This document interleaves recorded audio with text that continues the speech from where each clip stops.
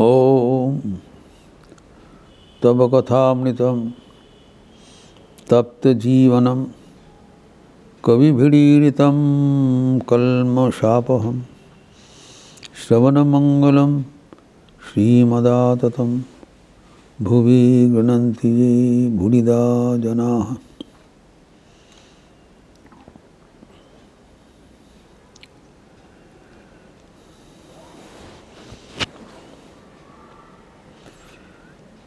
हम लोग इतने दिन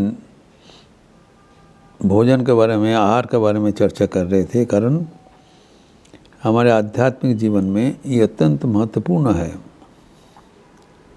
कैसे आहार होना चाहिए, किस मनोभाव से होना चाहिए इत्यादि।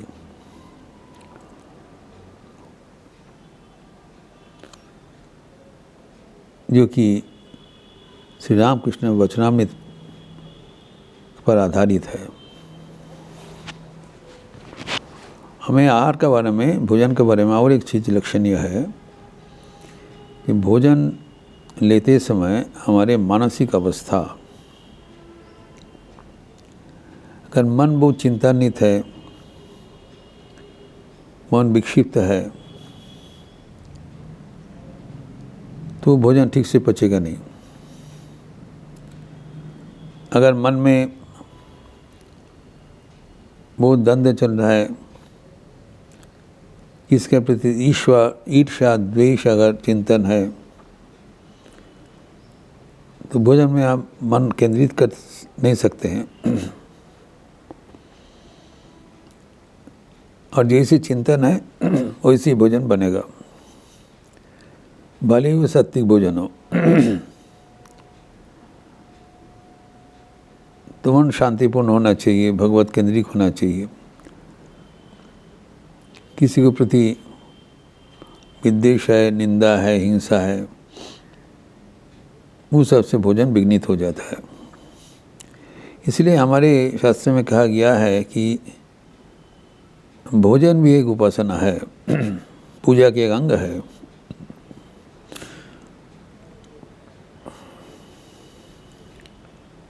आहार कोरी मुने कोरी आहुति देई क्षमा माखे। प्रत्येक कर्म, शयने तुम्हारा प्रणाम, निद्रा कोरी तुम्हारा ध्यान। जब भोजन लेते हैं तब ये माँ का आहुति है, पूजा है।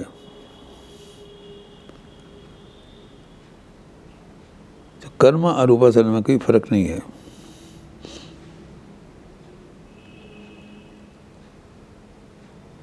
इसी कारण से कहा गया है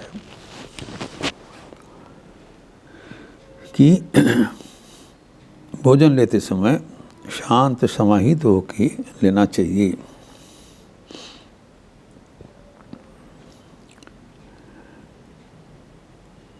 भोजन एक उपासना का अंग है। जो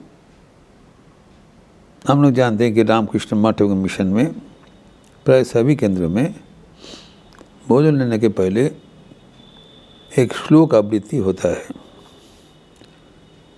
भक्तगण भी,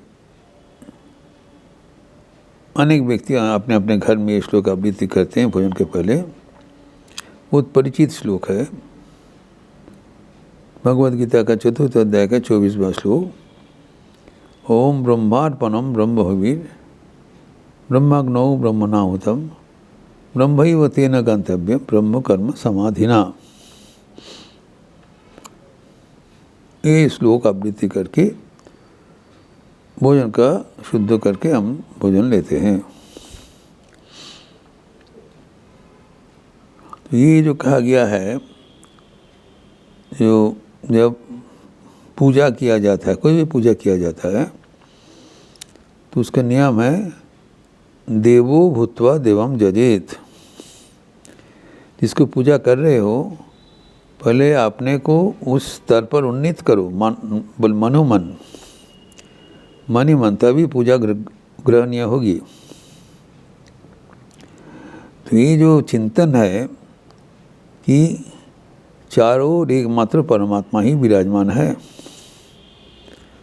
ईशावास्यमिदं सर्वम यत्किंच जगत्यम जगत, सबके भीतर एक ही परब्रह्म विराजमान है।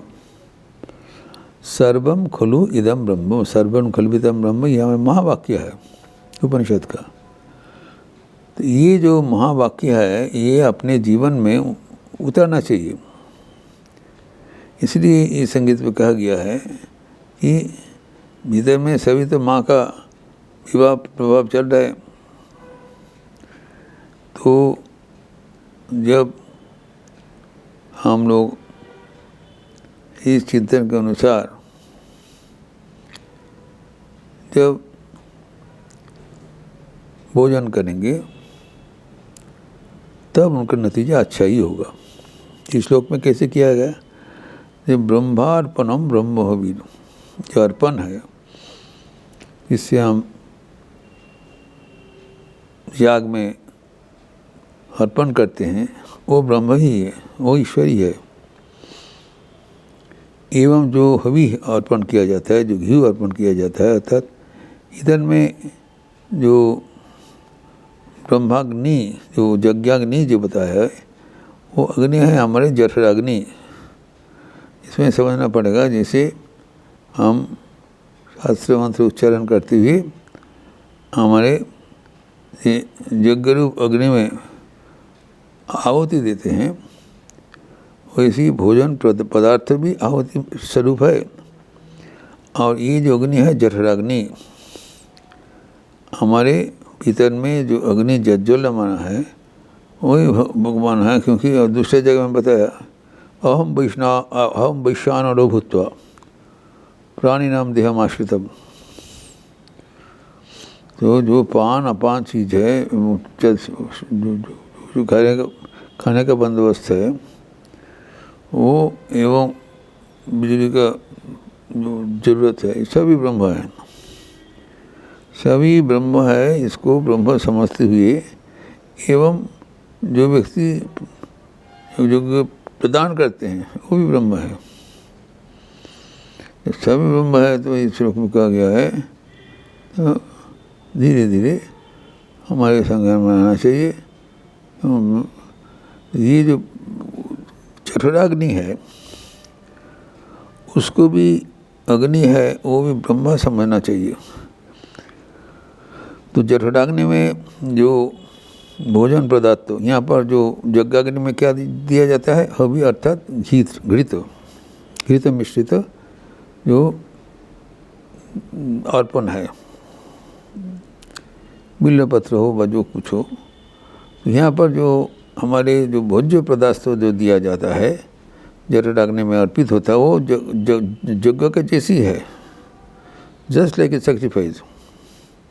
एवं यहाँ पर जो दे रहे हैं जो पुजारी जो अर्पण कर रहे हैं, यहाँ पर भी जो पुजारी अर्पण कर रहे हैं, तो ये सब मिला के जो एक भव्य यहाँ पर वातावरण सृष्टि होता है। उससे क्या होता है, जो यज्ञ अर्पण करते हैं उसका भरपूर हो जाता है। तो ये तभी ब्रह्म का अंतर में अर्थात भगवान को स्मरण मरण करते हुए अगर हम सर्वकर्म करें तो जीवन भगवतमय हो जाएगा, ये तो कोई शक नहीं है। जो ये चिंतन से ये श्लोक आवृत्ति होता है ताकि हमारा भोजन प्रक्रिया एक सुचारू रूप से संपन्न हो जाए। भोजन को जो पूजा का अंग रूप से हम ग्रहण करें तो हो जाए। अभी नहीं वर्तमान जो प्रक्रिया है हम लोग इसमें ज़्यादा ध्यान नहीं देते हैं। किसी तरह से हम आहार ले लेते हैं, आहार लेते समय बातचीत करते हैं, मोबाइल में बात करते हैं, जो कुछ भजन सुनते हैं, ये करते हैं बातचीत। ये जो आहार के समय अगर हमारा मन विक्षिप्त हो है तो उस समय तो भगवतमुखी नहीं रहा। पक्षांतर में उस समय अगर हम कुछ समय दें, that is earmark for my own, भोजन करते समय कुछ देखिए, उसमें हम भगवान को स्मरण मनन करें, भगवत चिंतन करें, भगवान को बातचीत करें, तो उसमें क्या होता है, मन बराबर ईश्वर मूर्ति रह जाता है। You have to think how to make the mind oriented even during the taking of food, because every moment is use necessary. तो ये प्रत्येक समय का प्रत्येक मुहूर्त को सद्व्यवहार करते हुए अगर हम जीवन में बढ़े तो जीवन ईश्वर केंद्रित होने अच्छा अनिवार्य रूप में होगा। तो food time is a very important time, इसको हल्कापन से ना लिया जाए। जो और ये अच्छी सी तरह हम लोग जब हमारे आश्रम में जो भोजन शुरू करते हैं, ब्रह्मार्पण मंत्र से शुरू करते हैं, एवं वहाँ से कहा गया है जो अर्पण कर रहे हैं वो भी ब्रह्म है, एवं उसको अर्पण किया उसको ब्रह्म के पास ही ले जाएगा और कुछ नहीं है। तो एवं भोजन के समापन होने के बाद हम लोग जयगान करते हैं कि भगवान की कृपा से हमारे ये कर्म समापन हुआ। ऐसी भी जो शुरुआत और प्रश्न जो अंत अगर भगवत चिंतन से हम इसको बांध के रख दें तब the entire period would be a type of upasana जो कि मन को ईश्वर केंद्रित कर देगा। एवं इसी अवस्था से अगर हम जीवन को प्रत्येक कर्म करें तो मुझे अवश्य हमारे जीवन में एक परिवर्तन आ जाएगा। अभी भोजन के बारे में जो इतना सुनाया, जो हम लोग का जो जीवन वो भोजन केंद्रित है। भोजन का तब से कहा जा रहा है जो नाना प्रकार का जो अंग है उसको जो जो जो जो सामान है, जो बंदोबस्त है, जो किया जा रहा है, सब तो हम लोग कर ही रहे हैं। उसके साथ जो भोजन करता है उनका मनोभाव सबसे ज़्यादा महत्वपूर्ण है। वो मनोभाव भोजन करते समय थोड़ा शांत होकर कुछ समय देना पड़ेगा। तो भोजन इतना कोई एक लेटे हुए, कुछ बैठते हुए, बातचीत करते हुए, घूमते हुए, तो जब हम लोग भोजन का समय देते हैं शांत होकर, जब हम लोग घर में भोजन लेते हैं तो बाहर का भोजन नहीं बता रहा हूँ, घर में भोजन लेते हैं उसके समय एक आध्यात्मिक उपासना का जो स्तर में उसको बैठाना चाहिए।